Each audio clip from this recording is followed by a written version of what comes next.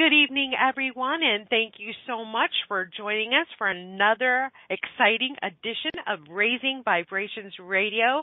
I'm your host, Reverend Raven, and tonight we have a pioneer lady in her own right, coming right here from Florida, who is an intuitive clairvoyant, also an author, a lecturer, and a teacher. And I'm going to introduce her as Penney Peirce. Hello, Penny. Hi, how are you?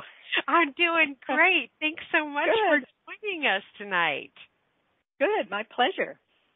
So, Penny, can you tell us a little bit about yourself? How you got started with all this stuff? I know that's a broad question. Yeah, it is. It was a progression of steps, of almost like backing into what I do now. I started off as a graphic designer and a corporate art director, and I did interior design. So design was a lot of my background, which I think taught me how to think pretty well in terms of problem solving and being grounded, but also keeping my intuition open. But then I ended up moving to California, and that kind of opened up a whole big thing. It was right at the time where a lot of the consciousness movement was happening, and I was in Los Angeles first for quite a while, then came up to San Francisco, and so there was just a cornucopia, really, of things to learn about. And wow, how did you go from California to Florida, though? I mean, wow. Yeah, after 30-some years in California, my mom was in Florida, and she had COPD, so she was getting weaker. She wasn't, incapacitated, but she and her husband were getting older, and I decided it was time for me to come and kind of help them out. Aw. So, yeah. You're a good daughter. Actually, well, it was very rewarding, when you think about it, the amount of compassion that opens. So it was, I think, a win-win all the way around. I do agree with that. When you're a service to other people, no matter what it is for, it is an opening of the heart experience, and it also raises your vibrations to do something like that. Because I'm sure you were busy with your own life. Yeah. Well, I was pretty busy traveling quite a bit around the world and teaching and writing. I've written 9 books now, and so it was pretty busy all those years. But it still has been pretty busy even here. So it's not like where I live, determines that. But it's a very different kind of vibration, East Coast and West Coast, of course. Of course. Do you miss California? Certain things about it, yeah. There's so many people of like mind there that it's easy to have people to talk to about fairly sophisticated things, and not so many here where I am in Florida. It's a little more conservative, and so I have to stay on Skype and that kind of thing, connect with people that way.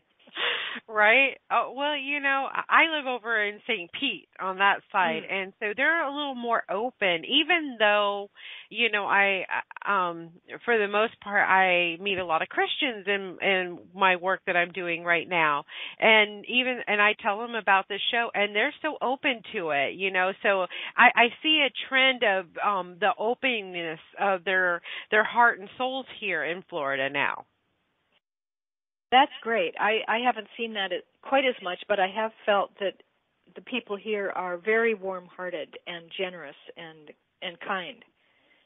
California can be a bit isolated. Everybody's in a hurry. Oh, I gotcha. Yeah, down here, it's not that way. Well, it depends. It depends on the area you live in, too, so it really does. So. Yeah. So you started off as an artist and got into interior design. Do you still practice your art of doing that? I do my own website. I've designed my own houses and that kind of thing, but not, for official work anymore. Right. But, that kind of morphed into I had always been very interested, even since I was in early years of high school, in psychic things. And so I read and read and read and finally took lessons or classes when I got to Marin County in California in clairvoyance development, and which tied in really well with being a graphic designer, so I could work with symbols and imagery and interpret that. And I didn't think I had any particular abilities. I just was a regular kid growing up. But it just developed over time. And like I said, I kind of backed my way into it, and things just came my way, and I got into them and did them. And I ended up working in San Francisco with a group called the Center for Applied Intuition. And all the kinds of things were popping at that point back in San Francisco. And so one thing led to another to another. I worked with trance medium Kevin Ryerson, who was, worked with Shirley MacLaine for a long time. Went to Japan, worked in Japan for on and off for like 20 years, every year, teaching and counseling over there. So and then shamanism, and everything wove in. It's like Buddhism, shamanism, Christianity. Well, what really popped for you being out in California during that movement? What popped and you knew that you were supposed to be doing this? When I found out how to do the kind of readings that I do, where they're, like life readings, where you're really going in and looking at the purpose of someone's life and how you got there and how your life is being designed, the sanity in it all, and how it fits together. That was like a design problem to me. It made sense then. And once I saw that and I started to understand past lives and, everything, even like numerology and personality typing and astrology and how all these systems fit together, I was just kind of synthesizing a tremendous amount of information. I just never got tired of it. That's amazing. And then people's lives started to make a lot of sense to me, and personal growth. And then that developed more and more into this idea about personal transformation. I started realizing we're all going through something right now. It's not just, learning about our soul. It's like a total change of perception. And then I started really getting into the dynamics of how transformation occurs. That's when I wrote those first three main books I have, The Intuitive Way and Frequency, and then Leap of Perception, which are, I just call it a transformation trilogy. So, I guess the books are kind of pioneering books because they were the first ones to come out on the topics, really. And that's amazing because you didn't have a background in writing, did you? Oh, not formally, but I had started writing when I was about 7 years old in journals. So wow. When it came, and I was like in high school, I was always on the newspaper and wrote, that kind of thing. So I was always involved with it. But then when it came down to actually writing a book, I hired an editor, and she taught me a tremendous amount about structure and things like that. Wow. So it just came pretty naturally. Wow, that is awesome. So when you started, so what popped for you was you got to see how people's life and their purpose was. Did it make you, what was your feelings that you had towards those people that you were helping out? For me, it was an experience of real intimacy where I was able to be with people at a level that they wouldn't be almost with anybody else, where I could really go and look at their deep stuff. And I really like that. I remember, it's kind of funny, my parents were living in Massachusetts at the time, and I would go home at Christmas every year, and I'd say, guess I'm going to be a graphic designer. Now I'm going to be a corporate art director. No, I'm going to be, and finally one year I came home and I said, I know what I'm going to be. I'm going to be a spiritual teacher. My parents went, you what? Right? Have you flipped your lid? Anyway, that's the one that stuck. Wow. How old were you when you came home and said that to him? Oh, 28 or something, maybe. Wow. It was my late 20s, I guess. That's incredible. Now, I'm curious about your childhood. Was it pretty normal? Um, sort of, but we moved. My father was a kind of a troubleshooting management consultant for a really large corporation, and we would get moved about every 2 years, where he would go into some of their subsidiaries to fix them, and then after 2 or 3 years, that'd be done, and we'd be sent somewhere else. So I moved a lot growing up, from the East Coast to the West Coast, back to the East Coast, and then gradually across the Midwest. And so a lot of my growing up years were in the Midwest, and that was the normal part. We lived on a farm once. I had horses. I went to one of the last one-room country schools in Kansas, which was an amazing experience. And then I lived in Chicago on the North Shore and was part of a Jewish community up there, and it's like every kind of thing I really experienced. And I think it's made me very tolerant of everybody's way of life, Right. What an experience to go through that at such a young age. And it was like the cornerstone or the building blocks for your career, to be able to deal with everyone. It's true. It's like you look back on things and you start to see the sanity in the way your soul unfolds your life and designs your life, so that it all fits together like a big puzzle eventually, And probably a lot of the places that I traveled were old karmic places. I'm sure they were past life places where I was like going back to remember something or pick up some kind of energy or complete something. And so life just moves you around to go where you need to go and meet who you need to meet, and things develop. One contact comes after the next one after the next one. Somehow I've always felt that ease with being in the flow, kind of just accepting, okay, here's the next thing, and now here's the next thing. If I don't change soon enough, then I always ask myself, what's my next courageous act? What haven't I done yet, or what am I afraid to do, or what could I do more of, or something like that. Sort of propel myself a little bit. Now, have you ever gone through like what am I going through? What am I doing this for? Why, you ever step back and just wallow in self-pity ever in your life? No, I have been through periods where almost a lot of karma kind of like got exploded all at once, and it was intensely disorienting. But I never wallowed in self-pity about it. I was just like, what is happening? And let me sort this out. What's going on here? And let yourself be out of control as much as you can, or else you torture yourself. Right. In periods like that. That's incredible. So, well, the reason why, because I know that some people, and myself included, I believe in the universal laws, right? You do too.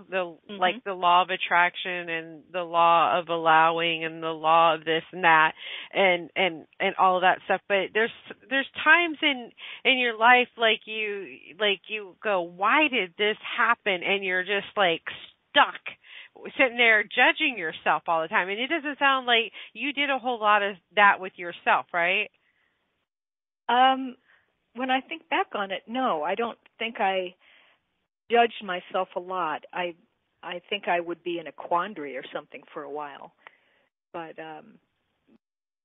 somehow things always ended up making sense. That's great. So you got a very high vibrational perception, compared to some other people that especially are waking up. That's why you've done as much as you have done. That's what it looks like to me. Well, I remember as a little kid people would say to me, "What do you want to be when you grow up?" Right? And I said, "What can you be?" And they said, "Oh, you could be a mother, you could be a nurse, you could be a teacher, you could be a secretary." And I said, "I don't think those sound very interesting. I don't really want to do that, any of those." And then somebody said, "What astrology sign was I?" And I didn't. So then I found out I was a Leo, and I said, "Well, what's a Leo?" And they said, "A Leo is a leader." And I went, "Okay, I'm going to be that." I was like 5 or 6 or something, you know. Aww. And I just have to think back to that I sort of lived without really knowing what I was going to be. I went to school, became a designer, did all that, but I always felt like I was sort of telling a lie that I was a graphic designer, even though I worked in corporations as that. But as soon as I got into working with the spiritual stuff and psychology and all of this, I just felt totally aligned. So it's almost like, I think some people have an underlying purpose that's very strong. Yes. And it propels you, even if you don't know what you're doing. It gets you going and connects you with people and so forth that nudge you and kind of keep you on track. So I don't know how that comes about, but anyway. Well, I remember I can feel it though in your vibration just listening to you talk and stuff like that, and I love how because I have all kinds of people on here, and the synergy for each one is different, and some come through out of the muck, and some people had a really great life, but they all balance out together to still help each other out, which is amazing. Yeah, your beautiful gifts, what you're doing to help other people. Yeah, well, it just feels like that's the most fun thing, is to be able to be real with people and intimate with people and just be able to communicate enough to tweak somebody's reality so they get realigned with themselves, and then, whammo, they get going on what they need to do. That just seems like an amazing thing to me. I think it's beautiful. So you're out in California. Did you keep your job as an interior designer while you were learning all about being intuitive and the psychological needs of human beings and your gift that you have now?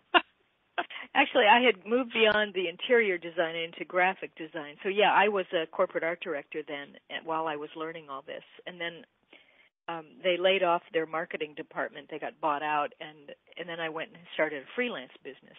So I did that for a while I was also learning to do readings and I had classes in my house and all that. Little, small steps getting started, and things just grew.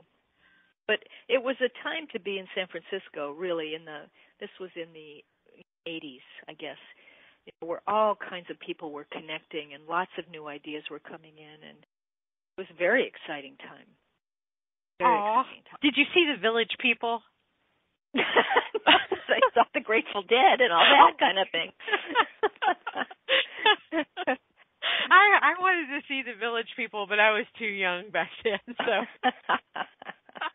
The Grateful Dead. Oh, my God. Cecil did, too. Cecil hung out in San Francisco back in the 60s, so he might be a little bit older than... But, yeah. But he said he had a good time out there. That is amazing. So what is... During all this stuff and you were learning all this, did it just seem like it flowed for you, or did you question your abilities at some point? Because I have people that listen that are getting started with this, and they need to know that things don't always rock and roll the way it should. You know what I mean? Yeah.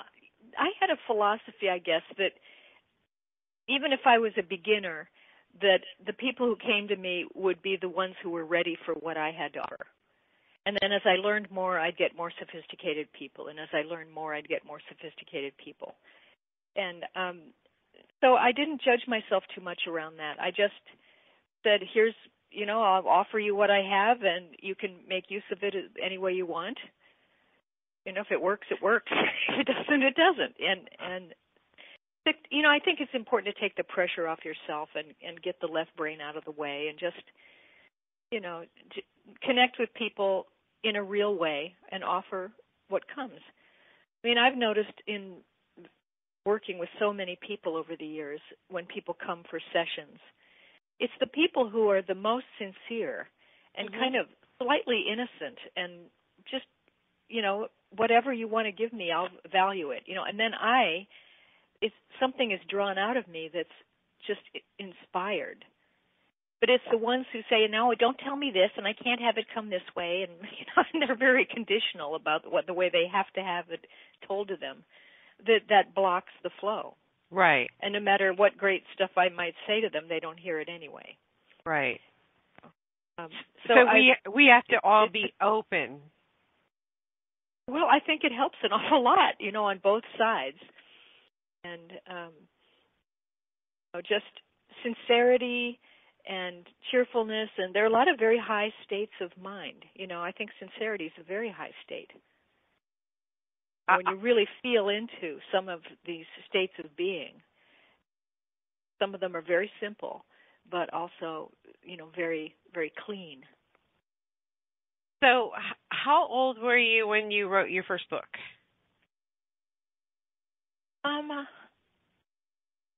I think I was, I don't know, I was in 97. So it was a while back. Okay. And like you said, you hired an editor to help you write that first book. Yes. And it was money well worth spending. Uh-huh. I learned a lot, yeah. And what was that experience for you? I mean, that's got to be exciting. You're get this creativity coming out of your brain. You've got somebody helping you write a book. What was going through you at that moment when you were writing that? Well, the material was coming through, but I had a lot of Post-it notes on my wall that said every sentence should be like a jewel. Every paragraph should totally make sense, and that you should be able to feel the energy in the words that I was using. I wanted it to be alive. So I was really perfectionistic a lot about the way I was writing, but I also wanted it to be informal and friendly and, accessible kind of thing. And then working with the editor, who's very fortunate, the person I found who was highly compassionate and gentle in her criticisms, she would feed back to me, a whole bunch of stuff I had done with comments. This paragraph should go over here maybe, or how about this, or we need an explanation over here that you didn't explain, or you jumped to a conclusion on this. And then I could see how much better it was after I integrated those changes. And it was it made it so much better that it really was an act of compassion that she did with me. And by paying attention to the kind of things she changed, then I learned how to write a little better, So, but it was an interesting process of, feeling the right rhythm of words, the right sentence structure. And was she open to this spiritual movement that you were experiencing at the time that you were writing the book? Yes, she was. So that made a big difference. That helped a lot, because I know a lot of people have horror stories about editors and how egotistical they are. Some of them, but the good ones are what a godsend. I love it. So the universe provided you somebody that was, had that spiritual path going on at the same time you were, and then you guys connected, because she's really a part of you at that moment, right? That editor? Oh, yeah. It was very close relationship.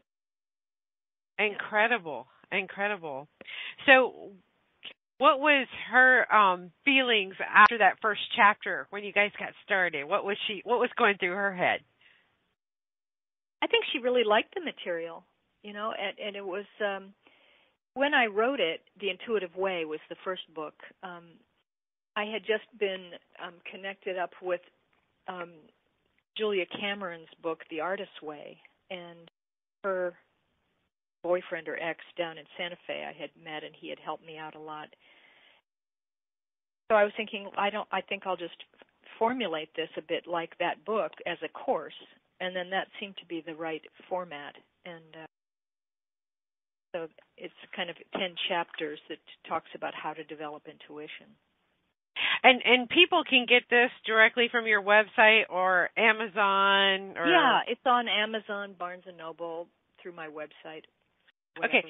And I will be putting your website. It's on our show page, but I will. It's just put my name. Yeah, PenneyPeirce.com. Right. I'm going to put that on there on our Facebook page so everybody can, click on there, see how to get the. This is the first book in the trilogy. So, can you briefly describe to us? I know it's a course-like book, but what exactly is the book about? Well, it's about intuition development and what kind of perception that is, and the stages of opening into that. It's like right brain perception and integrated brain perception. Talks about the creation cycle, the whole phase of from being to doing to having and then back to being again. That's partly the flow. It talks about clearing the subconscious mind and opening yourself up to the superconscious self. It talks about dreams, how to become aware of the invisible. I'm just looking at some. You're receiving superconscious guidance, using intuition in everyday life for all kinds of practical. So, yeah, lots of stuff. And it's still selling quite a bit, and it's in about 30 languages. So it's kind of a Bible on the intuition development, I guess. I you know what? I'm totally digging it because I'm thinking to myself, it's a course-like thing, so I'm sure there's exercises in there, right? Lots of exercises, and to be done with a journal. Okay, which is my downfall in life. I don't like to write. What do you say to people that say that to you? Well, I don't like to write. I like to talk, but I don't like to write. Well, I guess you could do it in a tape recorder.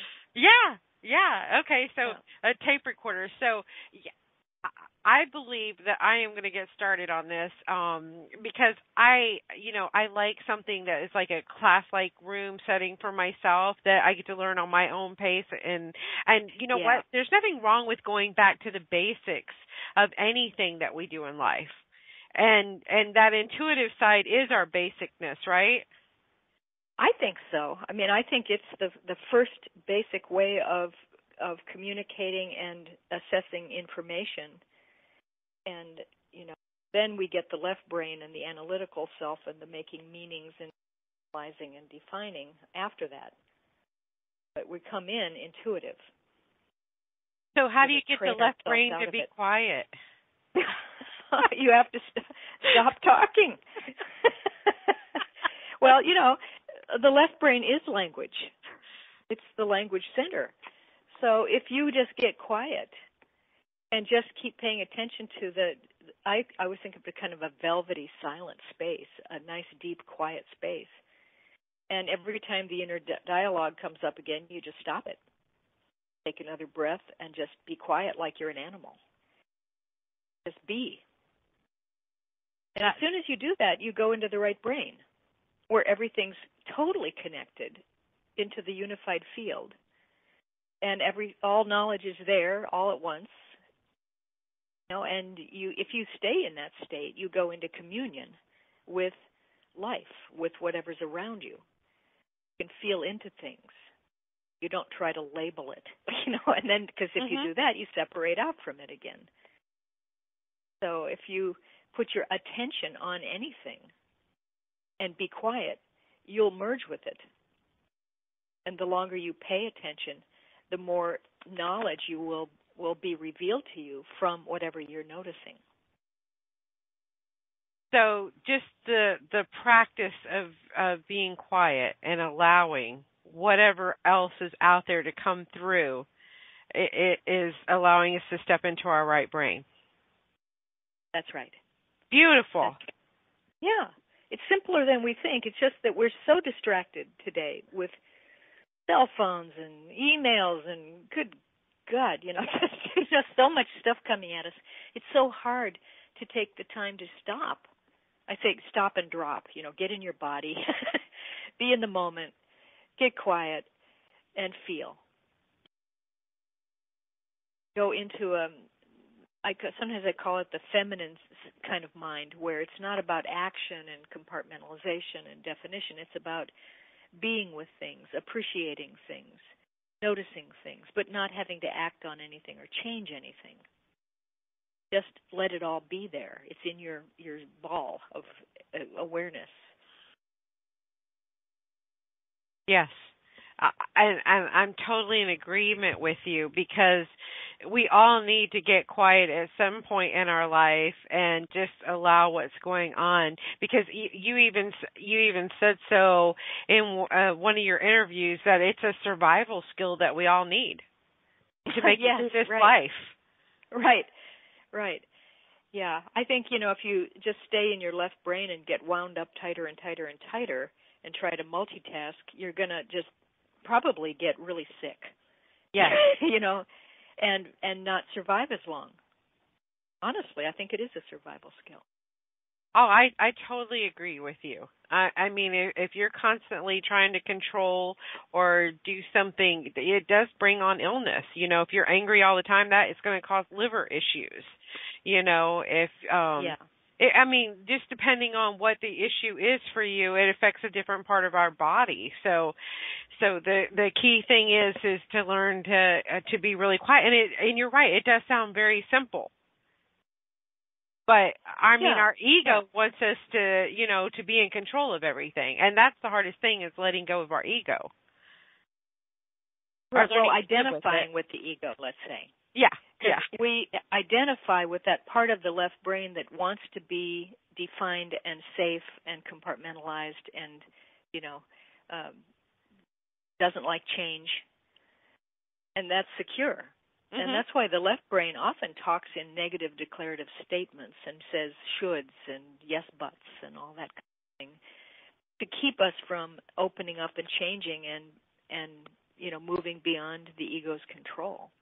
Because I think the ego is just the left brain contracted into a hard little knot.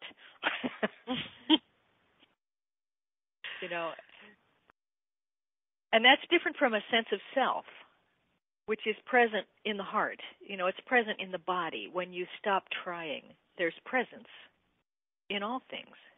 And that is the self. That is this, the soul ends up, you have a soul, yes, and if you go out and start becoming that level of consciousness, you find out that you're interconnected with all the other souls. So there's one huge soul.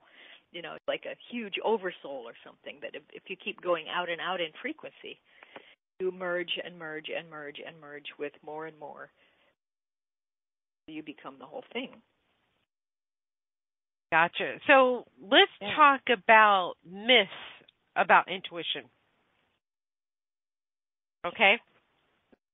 Okay. So you have, you say that women are not more intuitive than men.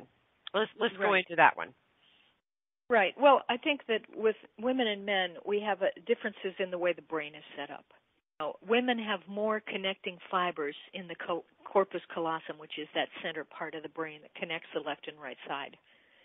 That means that for women, there's a perception of bilateral perception with both sides of the brain almost at the same time often. So that, the example is, women have a hard time leaving the house if the dishes are dirty in the sink. But men can just close the door and compartmentalize it and not worry about it. Women are very much aware of their internal self and external environment at the same time. That does produce a lot of intuition, that kind of connectedness, because anytime anything connects, you get intuition. Anytime things separate, you don't. So with men having fewer fibers connecting the sides of the brain, they can be left-brained or right-brained and often have to make a choice to switch over. But they can be absolutely as psychic and intuitive and empathic as women. It's Mhm. just, I think, a matter more of choice or of intention or something, whereas women can hardly help it sometimes. So, the subjective information can be as accurate as objective proof. What do you mean by that? And then sometimes superior to technology. Explain that line to me. Well, I think if you start using your intuition and trusting it, Mhm. that would be subjective information. This is something that you get all alone without having any proof, without having other people validate it. But if you work from your intuition on a daily basis and trust what you get and act on what you get, you'll find that you have these synchronicities and things are just sort of magical that they come together for you. And often, even if you have to make a choice about something, you'll make the right choice and, get the right answer. So I'm sure that, there's a certain kind of knowledge, like technology and so forth, that needs a lot of analytical proof and, science and all that. But a lot of the core ideas that come into science and technology are intuitive in the first place. Right. It had to come from a thought. It had to come creator. From an inspiration. Yes. Yeah. Yes. Right. So I live with a negative sun, right? Uh-huh. I have a negative sun that tells me I have circular logic all the time. And my beliefs. That I'm plumb nuts. Have you ever had that experience in your lifetime? My family doesn't understand me very well. They're all PhDs and doctors and lawyers, so I'm the kind of the black sheep here. So they don't get me. Yeah, I don't think they think I'm totally crazy because I have published some books now. Right. But other than that. That is awesome. I'm so happy for you. So, I'm wondering what was going through their mind when you got your first publisher, because that's not easy getting a book published, by the way, right off the bat. Right. It's not easy at all. How long did it take for you? You mean from the time I started thinking about it till the time it happened? Yeah. Or when? Yeah. Probably about 3 years. 3 years. 3 years. And I'm sure that because some of the people listening to this show are thinking about writing books, that it doesn't come, you send out there. Well, I don't know how the publishing industry works anymore, but back in the day, you sent out a copy of your book to a publisher, right? No, I got an agent. You got an agent. Okay. Yeah. So they had to send it to different publishers. Yeah, and they knew who would want it, and so that was helpful. But I think publishing is very different today. I think that you can self-publish and do your own eBooks, but there's a lot of clutter in the market now. And if you're just saying things that everybody else has said, you're not going to get a publishing contract. Right. It has to be somewhat unique, different, and you have to have your own, like they want you to have a platform, they want you to have a huge Facebook list, and you have to be out on the, speaking and do all your own publicity practically, which they used to do more of, Mm-hmm. Now they don't even hardly send you on book tours because it doesn't get enough sales. Right.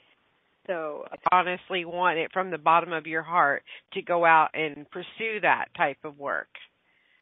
Yes. And I mean, you can publish a book and put it online, and do eBooks. Fine. I mean, and that's sometimes it's very helpful. Writing a book crystallizes your own knowledge, and it's a process for each person. If you want to do that, it may not sell a lot of copies, mm-hmm. but you will have gained something by crystallizing your own body of knowledge, and then maybe you go out and teach it or something, Right. Somebody once told me a book was just like a glorified business card. I like that. Just a calling card, really. Did you want to smack them upside the head for saying that? Because I would have. What I found out, though, what's interesting, even the intuitive way, fairly early on, it's like it goes out and makes friends for you, and then people start writing and calling and, there are people all over the world now that contact me, which is like my mouth is agape at this possibility that you could know people all over the world from doing this. And it just really is awesome. I hate that word, but yes, it's awesome. It's beautiful. It's a miracle. Even though technology can keep us from being quiet and in our intuitive side, it's also a tool to connect us where it made the world smaller so that we can connect with people over in China and Japan and Australia and get to know other people that have the same beliefs and things like that we have. And it's awesome. Yeah. And now with Skype, it's even more so. It's like so intimate with people at a distance. It's really amazing. That's right. So when you're working with people on Skype, you still work with people doing the intuitive stuff or readings with them? Yeah. Mhm. That is great. And so you've been doing that quite some time. So if they wanted to do something like that with you, they can go to your website to look up with you on that? Yes, there's a whole bunch of pages on the consultations on the website. That is awesome. And what did they gain from utilizing your service through your website and stuff like that? What do you think they gain from it? I seem to be connecting with people who have been working on their spiritual growth for a while. Uh-huh. And a lot of them have read my books and have concepts about frequency and energy and so forth. And they want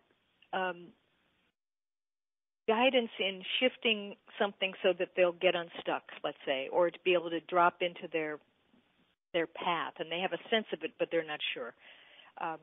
Or they're in a career transition or some sort of major transition, and what might it go? So it's different problems for everybody, but it's more sophisticated than like, who am I going to marry? It's not a psychic reading, right? Exactly, like that. It's much more about a deep level coaching, I think, but working from an intuitive level to see where the people are stuck, how they could shift, what they need to do, how things might unfold, what the timing might be, things like that. That is awesome. And there are light workers and energy workers out there that, they feel like they're doing a really, awesome thing with their life, but they do feel like they're stuck in this one position. They just need something just to, like, a little crowbar or something to pry it up. Yeah. Throw that rock out of the way so we can keep moving forward. That's right. Yeah, and sometimes it's just a phrase, that will tweak you. It's like you hear something a certain way, and that's it. But I think a lot of people need someone to talk to who has a kind of sophistication about the nuances of spiritual growth. And so I like working with that kind of person too. That it's stimulating. And I can feel your energy. It feels so beautiful. It's almost like you have this. Did you have any kids of your own, by the way? No, I never did. But you have that mother energy, like you just wanna. Yeah, like everybody's your child, kind of thing. That's kind of what I feel. Yeah, I do. And when I was in Japan, especially, people would come up and can I hug you? And I would really feel like the great mother there. But it's just warm-hearted. It's just wonderful. Yeah, I mean, it's really beautiful. I can feel it. It's like, you have the sincerity about you that you really are concerned and you really do want to help people. And obviously you do, because you've written, 9 books. And you're working on another one right now? Right. And how's that one coming along? I have a few more chapters to go to get the first draft done. And then there'll be, all the editing backs and forths with all that. So it'll be out next year, I think in the early fall of next year. Nice. What is that? Do you mind if I ask what that book's about? I'm not going to say. Okay. because I don't want to bleed the energy off of it too Oh, no, early. no. But it's like an extension off of the transformation books I've been writing as a new level of it. Okay, And awesome. a whole other kind of topic, yeah. Each of the books has been a progression. Frequency came after the intuitive way, and then Leap of Perception is really about the entire changing of our consciousness and moving out of linear perception into spherical and holographic perception. And it sounds complicated, but I think people are sensing that it's happening already. I say a lot of times that the world is accelerating so much that we're just moving so fast, and the industrial age sped up, and we got computers out of, first we had the printing press, and little machines, and then we got the computer, and then that launched us into the information age. Yes. Which, the industrial age was about the body, information age is about the mind. And then that keeps speeding up, and we got the internet. Yes. And computers faster and faster and faster and faster, and information is so available now that we can't process it in the linear fashion that we've been doing everything by, bits and bytes. It doesn't work. You can't get it all. And so now we're about to go into what I've been calling the intuition age, where we're moving out of the left brain and more into the right brain and holistic perception. And that is an entirely different thing. So I think we all sense that something's coming, but we haven't been able to understand what it was. And so the book that you're working on should shed light on that whole experience. Yes, it'll take it further and give you some new aspects to it. Awesome.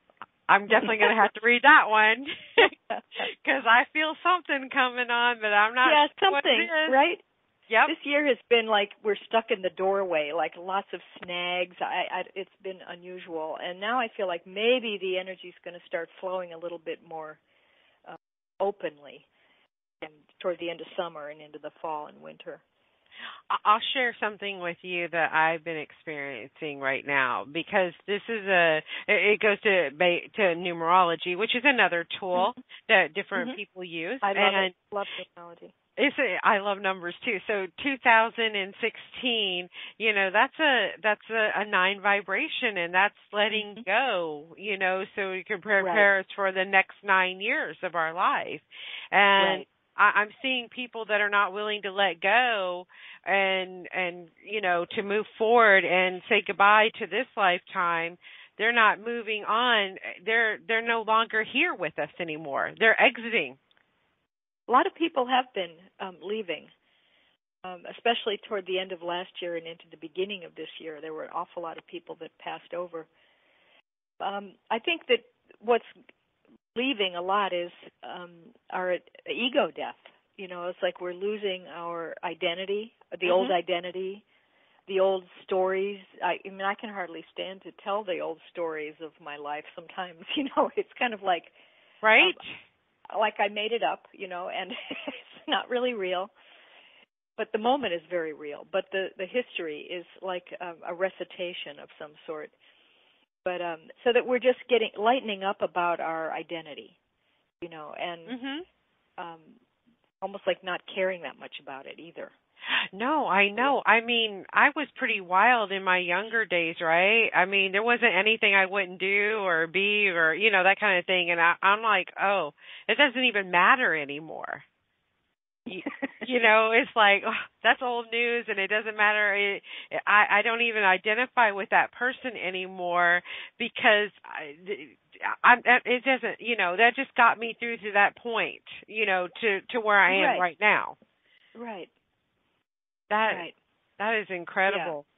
Yeah. So you've noticed it too. Oh, heavily, yes.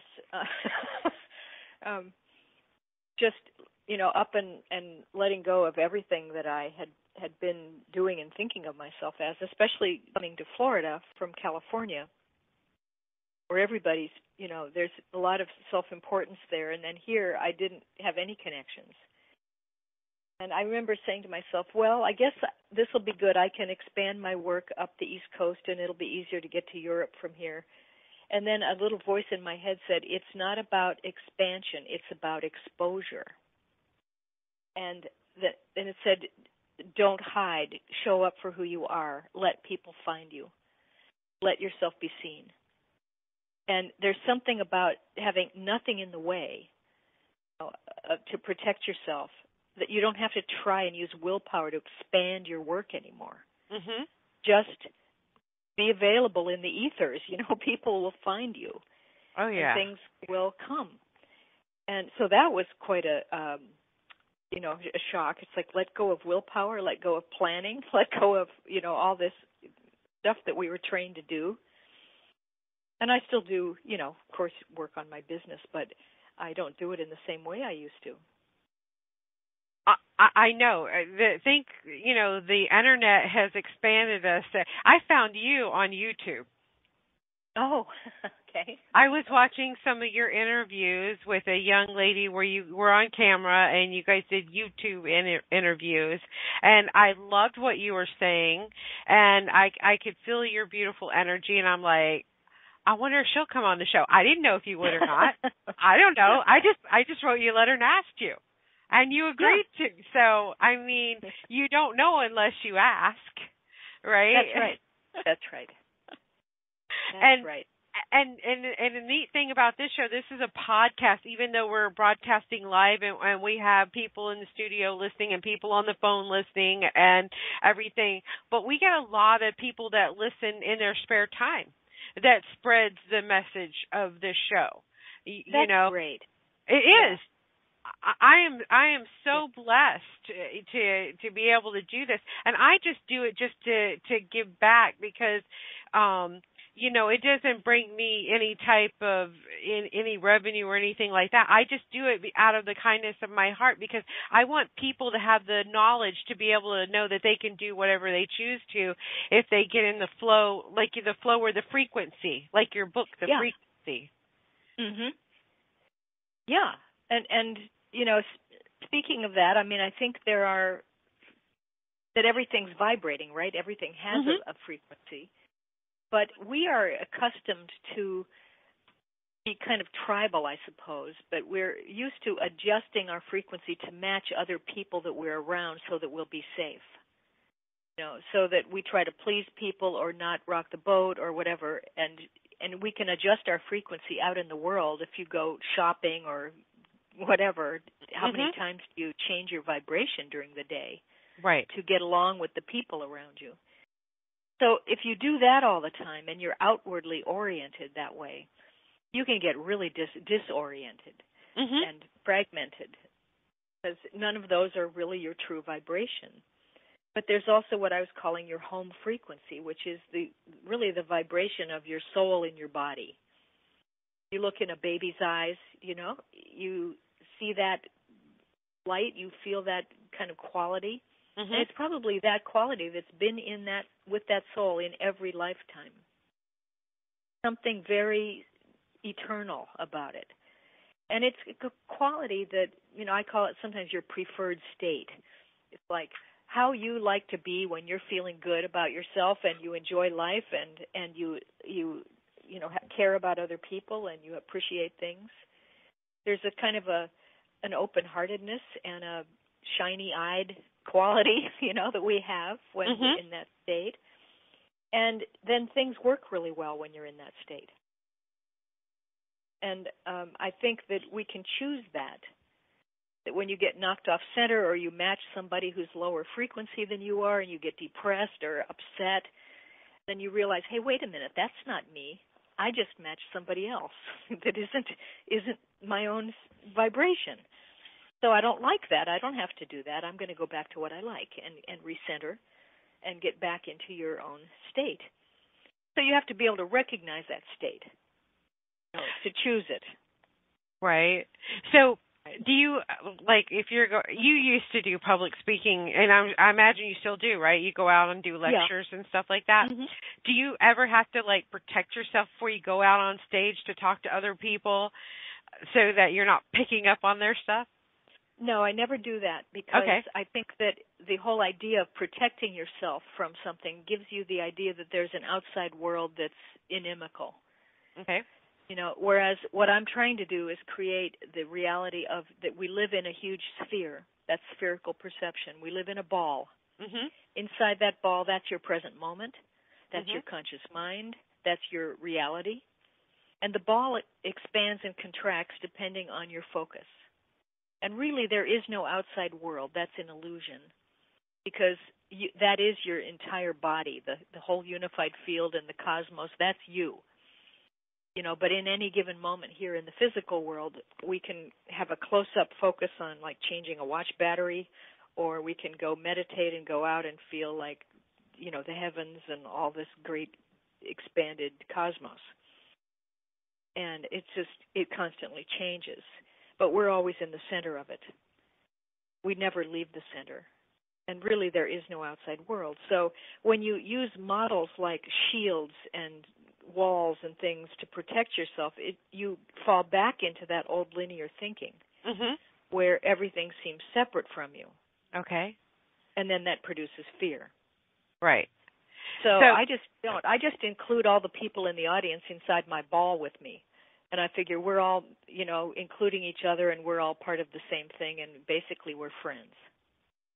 Right. Or we're all one, and we know about each other at some level. So everybody that comes into our sphere is not an accident. They were meant to be there in that very moment. They've actually shown up out of the sphere. So I don't really like the term the law of attraction, because it makes it seem like there's an outside world where we get things from, bring it to ourselves. So instead, I think it's more about the law of emergence, where you have this big sphere filled with the frequency of energy that is your preferred state, or maybe you're complaining a lot and then you have a sphere filled with negativity, and then you get negativity out of the sphere. But if you saturate with your home frequency, then the sphere, or your field, your personal field of energy, will act like a filter, in a way, to the whole unified field. And then whoever comes to you has to come out of that frequency. Basically, you start to find that people show up who are more on your wavelength. Right. And if people show up who are not, then it's mainly because you're clearing some kind of fear out of yourself, and they're there to remind you of it. And you're going to help them clear it probably too. Awesome. Fear is a nasty little word, isn't it? Well, it's the big problem. It's the big problem here. And it just comes from perceiving separation. Yeah. I see that. I do. I really do see that. And it's totally wild, the fear, how that, because then basically there's only two emotions, love and fear, right? Mm-hmm. Mm-hmm. And so if you're not in love, you're in fear. Right. They're mutually exclusive. And yet, if you have love and you include the entire realm of the earth and the physical plane and every possible emotion, every possible thing that could happen there, you allow that contraction of love, which I think becomes fear. To me, sometimes fear is just clumped up love. It's like love that's not moving. It's calcified. It's stuck. As soon as you can move into it and merge with it and send some energy into it, it starts moving again, and it unfurls, it unclumps, it untwists, and reveals to you why it got stuck in the first place. And then you go, oh gosh, it was just that, and release it. And then it becomes love again. Right. And usually it's something in our little dinosaur brain. Yes, our baby mind, yeah. Yeah, our baby mind that's kicking that off to make us think that it's something big when it's really a really tiny speck of dirt. Well, it could have been a big dog barked in your face when you were 2 years old or something, and you had an instinctive reaction to recoil and then never exhaled again, And then so somehow scary things affect you after that. It could be something as innocent as that. It gets us, started off on a contraction. Right. Something I noticed about myself lately is that when, before I was a doormat and I would just roll over and, I wanted to be a people pleaser, right, all the time. And just do whatever they asked me to do and not even question it. And now I don't know where this person came from, but now I'm like, oh no. That doesn't work with me anymore. So no. And it's amazing that I'm even saying those words, and stuff. Did you ever have that problem? You probably didn't have that issue because it sounds like... No, I did. I think that I was just thinking about it as you were talking, that I think if we have natural healing ability or compassion, that the people pleasing is, of course, a natural thing that comes out of it. You just want to help, right? But then it gets wired up that if you don't keep them happy, they're going to leave you, and then you get scared, But I think that you have to learn to have your own boundaries, like you're doing, like you're saying. Like, wait, this is me. I like my energy to be this way, and I still want to help you. Right. But I'm not going to give myself up in order to do it. So there's maybe some stages we go through. One where we're just totally open and giving, then don't get respected for it, then hold our own boundaries. Now other people can see us. When you give to everybody, nobody can feel you because you've merged with other people and you look like them. Right. You feel like them, So you come back to yourself, you firm up, you take up space, your own space, and let people see you. Then you can choose situation by situation how you want to help, if you want to help, if that's not right for you or if it is right for you, or, Like I used to feel guilty because I wasn't more political. Uh-huh. But then when I started thinking about politics, I thought, this doesn't really do any good. It's not right. the arena I want to work in. So I'm sorry, but I'm not going on that march. I'm not going to go canvass for this political candidate. But, you have to choose your arena, I think, where you feel like if you want to make a contribution, maybe it's through innovation, maybe it's through working with kids. You gravitate to those places that give you joy, I guess. I totally agree with you. Here, I'm going to ask you guys out there listening in the chat room, if you guys have a specific question you want me to ask Miss Penney, please type it in there.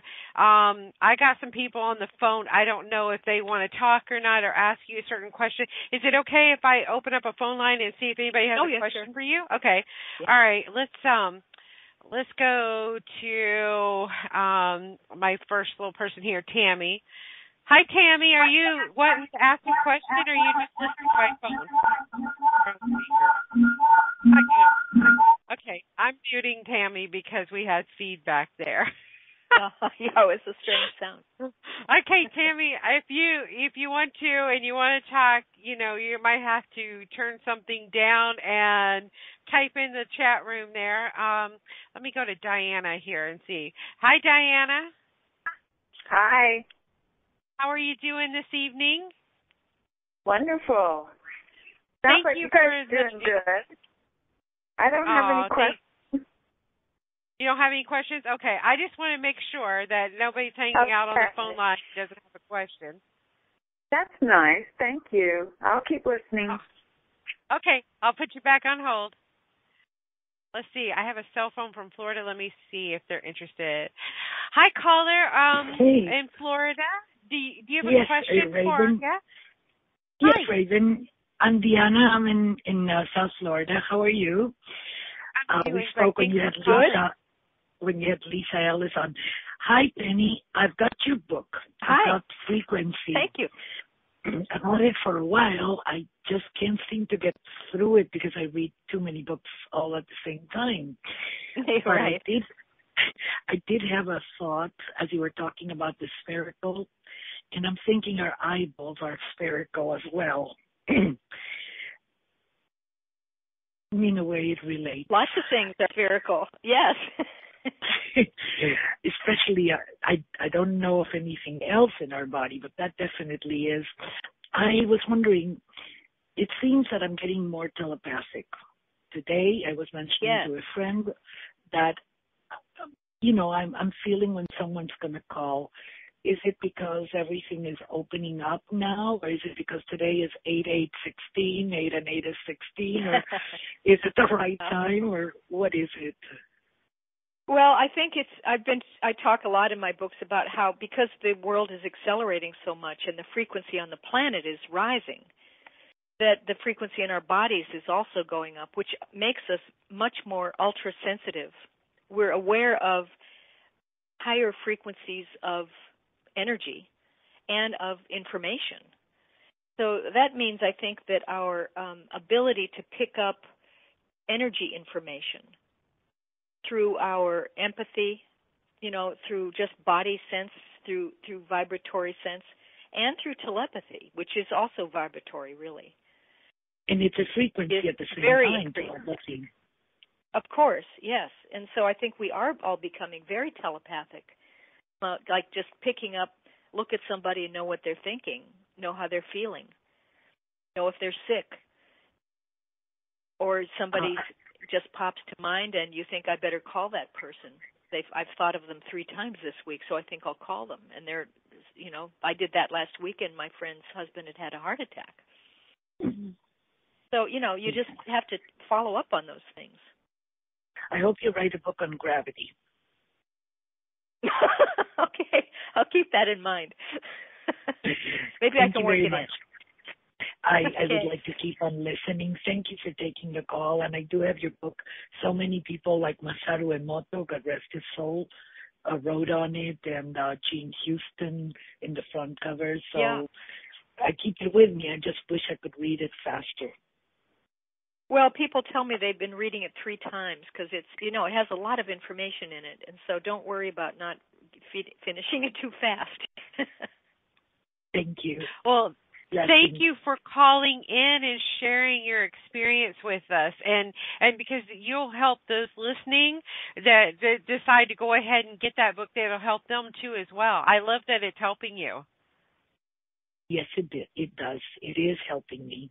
Thank you so much. Thank you, Raven. Thank you. All right, so I'm going to put her back on hold. And then Tammy, she did say that she wanted to ask you a question, so let me bring her back on here. Tammy? Is that better? Yes, it is. Hello. Thank you. Yeah, I'm so sorry. Hi, Penny. Sorry about that. I've never heard of you before, but this is really interesting to me. I definitely want to get that book. And I guess you have quite a few other ones. I was wondering if you could just maybe, I don't know, do a synopsis of what your belief system is. I know we all have our own, I don't know. We all have, I've been affected by many things, and some things become truths to me. Some serve purposes, and through years they go away. I was especially interested. I like that sphere thing you were talking about, and I found that interesting. The way you look at it that way, and that I don't know, and people show up, and I would like a little more information about that, but I would also like a synopsis of just your personal. That's a good question. Nobody's what's ever your asked me that before. Okay. I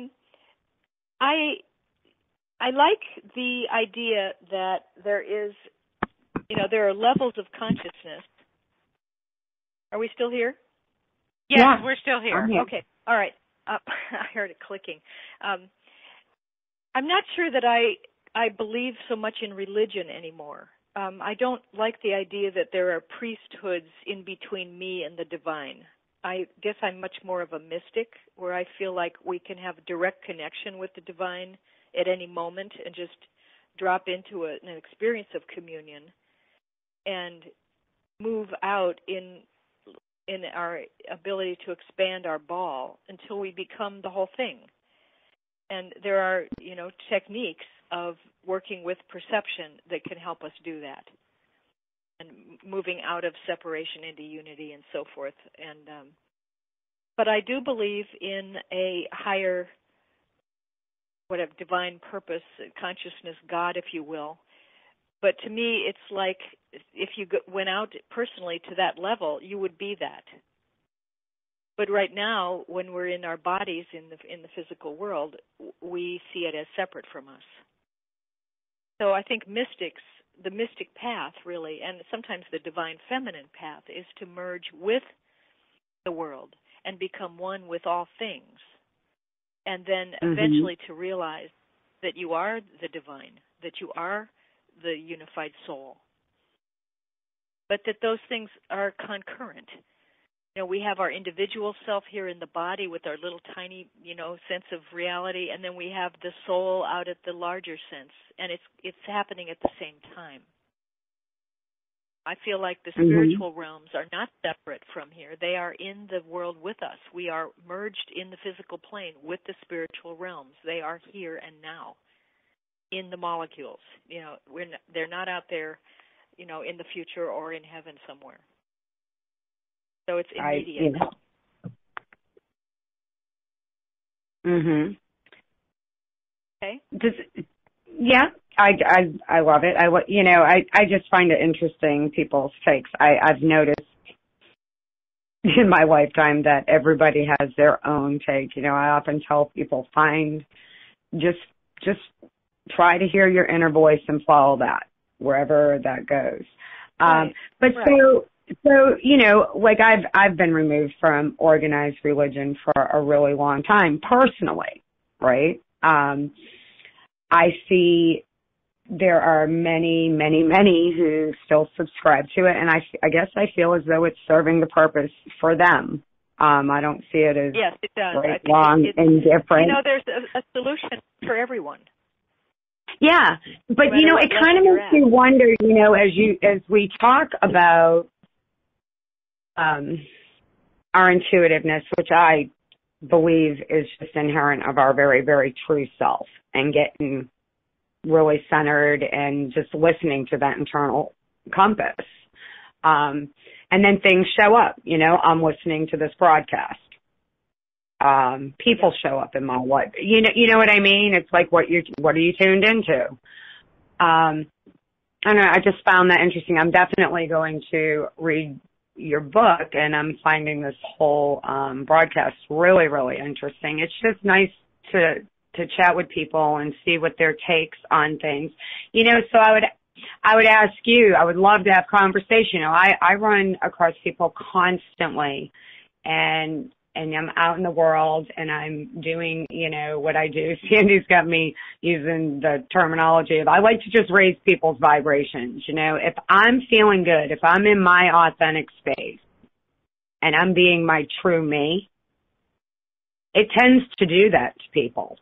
And what I've really noticed in most recent years out in the world so much, and that's going to bring me to the question I want to ask about when, craziness shows up in your life, and you touched on it earlier.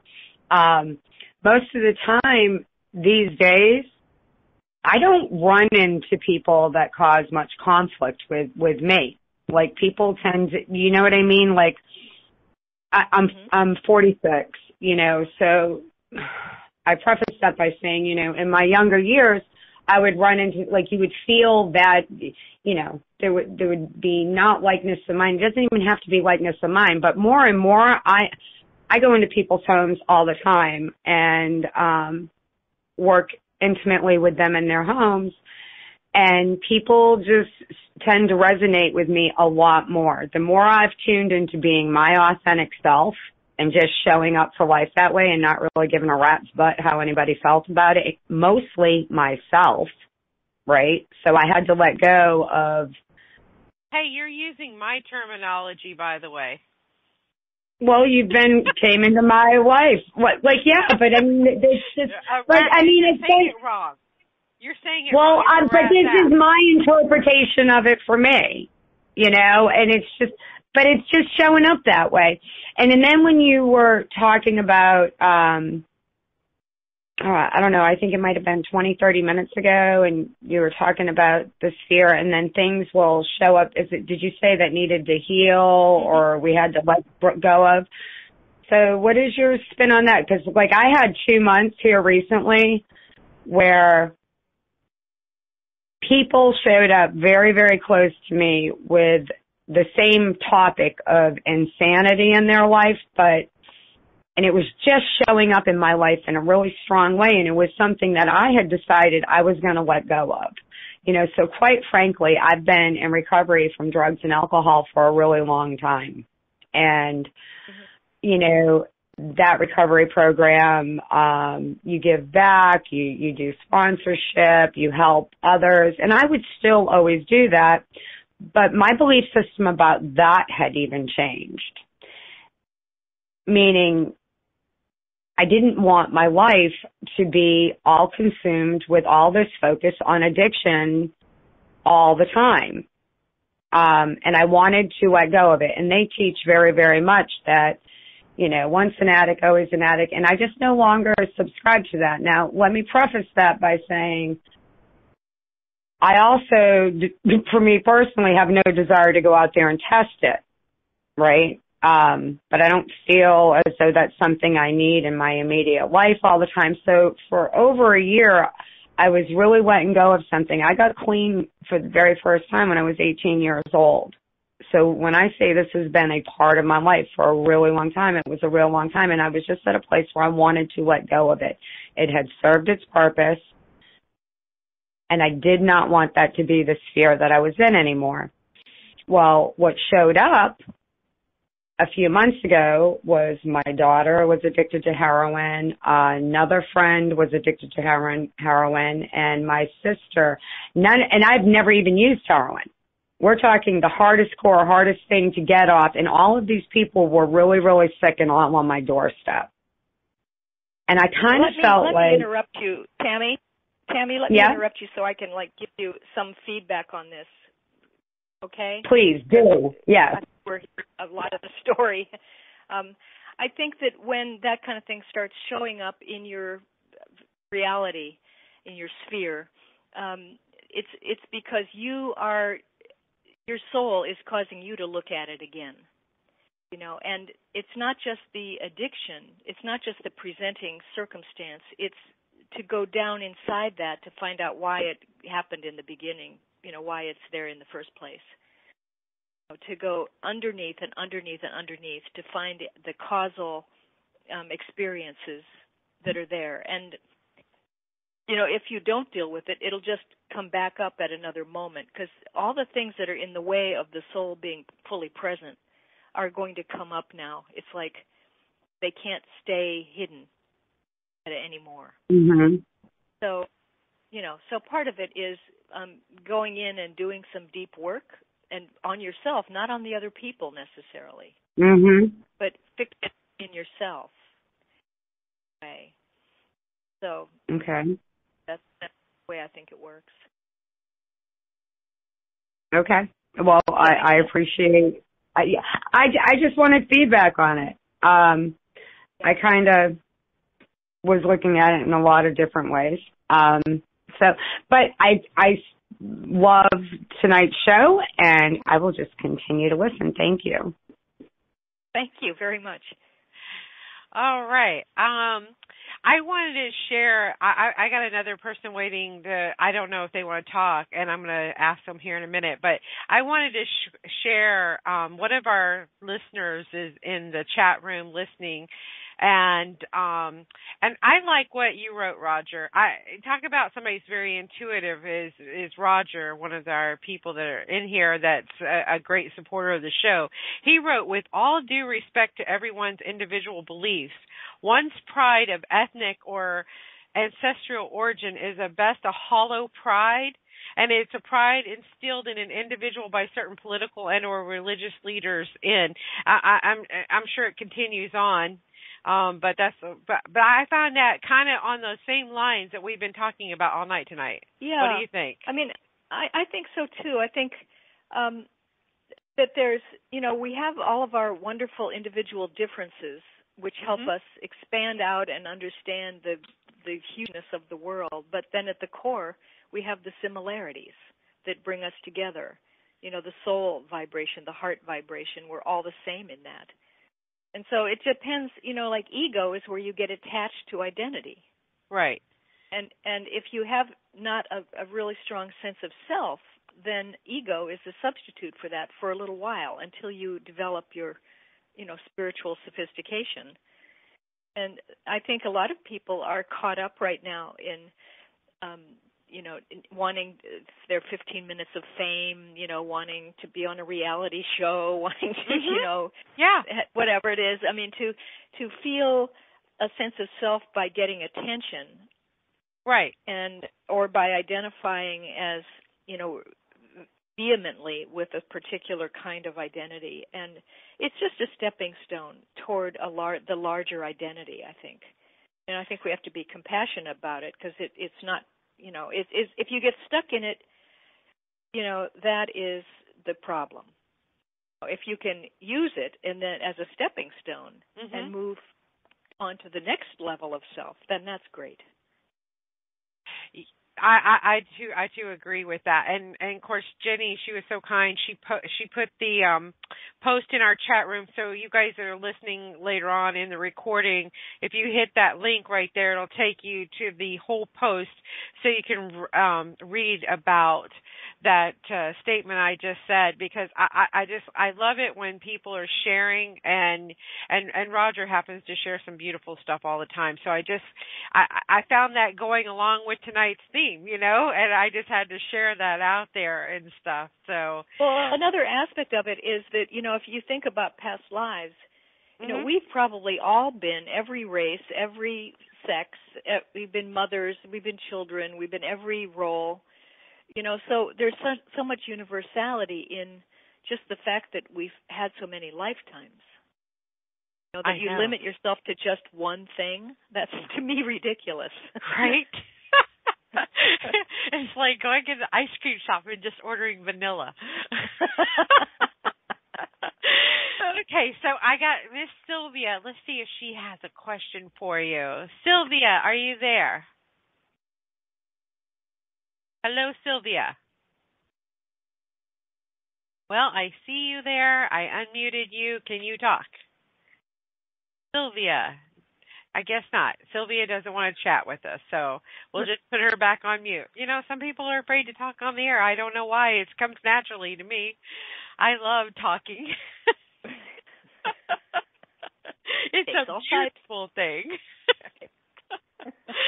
So, you wrote the book. You wrote the other books in the trilogy, which happens to be the power of your personal vibration, which we kind of stepped on that. That's frequency. The frequency. Power of personal vibration. The latest one was Leap of Perception, which is, the subtitle is The Transforming Power of Your Attention.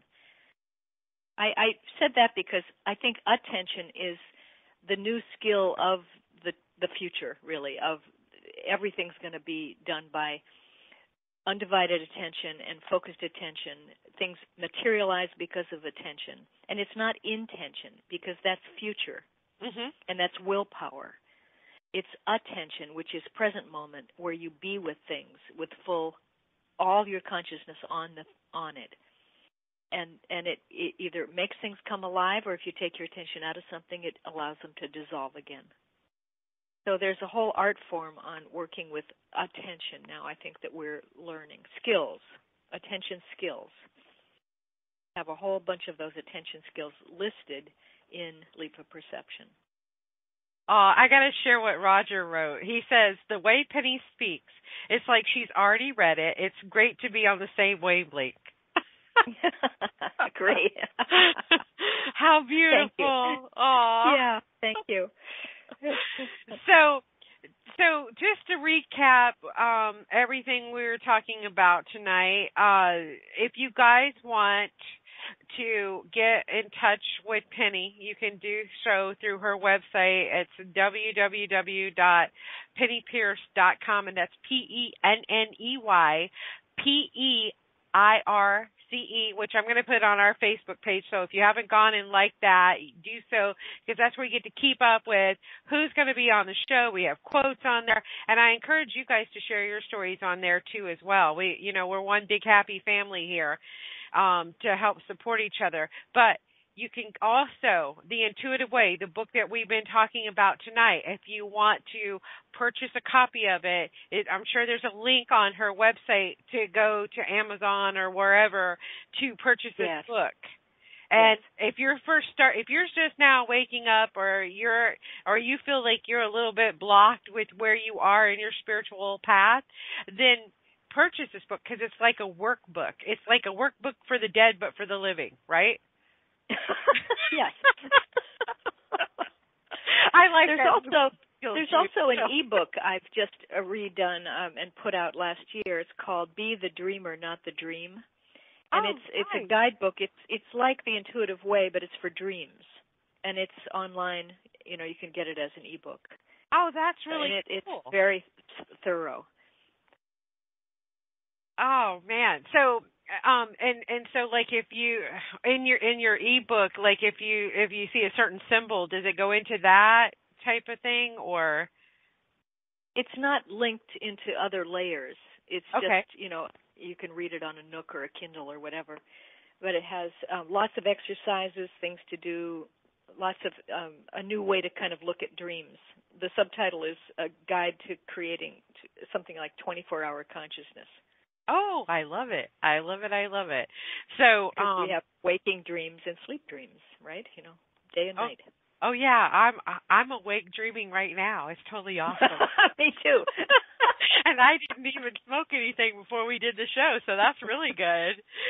Not that I do anyway. I like to make jokes about that, but because Florida is about to become a marijuana state in November, just to let you guys know. But that's politics, and we'll just stay out of that one for now. So it's a little crazy these days. All I say the Pandora's box is opening, and all these little demons are flying out now. Yes, the subconscious mind is releasing everything, so it's all up and floating about. It's going to be interesting once that passes. They're already opening up the places everywhere already, all over the state. They're looking to hire people. You have to have a clean drug test to be able to be employed there. So that means you can't. And everybody can carry their guns everywhere. So, it's pretty crazy. It is. And yet we choose to be here. Isn't that funny? I went to the movie theaters Friday night with my son, and I was sitting there going, I'm surrounding the whole theater with the lavender light of St. Germain because I don't want to get shot up sitting in the movie theater, which is a possibility here. So I know. Oh well. Nonetheless, it was a beautiful thing. We had a great experience together, and I'm blessed that we had that time together. 23 years old. Who wants to hang out with your mom at 23 years old, right? Right. Well, but kids are different today. Yes, they are. Yes, they are. They think way different than we do. Yeah. The higher soul groups are incarnating. So tell us, we're about to end our show. Do you have any final thoughts that you would like to share with us in your great wisdom to us? Well, I think it is very chaotic in the world right now. Like I said, a lot of the subconscious stuff is just flying free, coming up and surfacing, and it's everywhere, and it's very hard to stay centered. But that's the work we have to do, is just keep returning to your home frequency, get centered, stay in that, make that a dedication that you're going to saturate your field with the way you want to feel, with your preferred state. And until it becomes such a strong habit that your body totally prefers to be that way. And then something will totally shift in your life. And things will become very synchronous, lots of good luck, and stuff. Things will just flow. But right now, we're stabilizing. Right. Don't worry. We're Don't going worry. to get through it. Yes, and that's a big statement. I need to hear that tonight, because worry has been one of those things that's been, I normally don't worry, but it has just been one of those things on my mind lately, and I really need to let that go, is the worry. Well, they say worry is praying for what you don't want. Please, I don't need that, right? Because you attract that, that you don't want. So that's it. That's it in a nutshell. So if you guys feel stuck, by all means, if you want to connect with Penny, go to her website. I'm going to post it on our Facebook page too as well. So that, because we all need help every once in a while. And if she resonates with you, like she did with me tonight, and you need that help, reach out to her. Send her a note. She's very kind. She won't bite you, will you, Penny? No, I won't. Okay. She can help you out. But most of all, get the book, The Intuitive Way, and start off that way, or the eBook, the Dream Book. Or Frequency. Frequency is the one most people are buying first, and then they're going backwards to The Intuitive Way. Why? Do you know? I don't know. It's Frequency's on everybody's mind. Right. Well, I think we should go with the beginning first. All right. Me up to it. But linear. I didn't write the book, so okay. All right, so whatever resonates, grab that book and everything like that. Penny, thank you so much for coming. Well, thanks for such a great conversation. It was really fun. Oh, I had a blast, and I hope that you will come on the future and play with us again. I will, sure, anytime. You have such have lovely energy. I'd love to have you come back on in the future, maybe talk about another book, or that one you got coming out in November. Right. For sure. Yeah. For sure. Well, for sure. All right, everyone, thank you guys so much for coming out and supporting the show tonight. I'm sending you all my love and energy. You guys are amazing. Penny, I'm just in debt to you right now. I just love your energy. Well, thank you. Yours is pretty good too. So I just feel I'm going to hug you like the Japanese kids do. So. All right. So everyone. Okay. End the show. You guys have a good night. Penny, thank you so much, and we'll see you next Monday night. Bye now. Take care. Thank you. Bye-bye.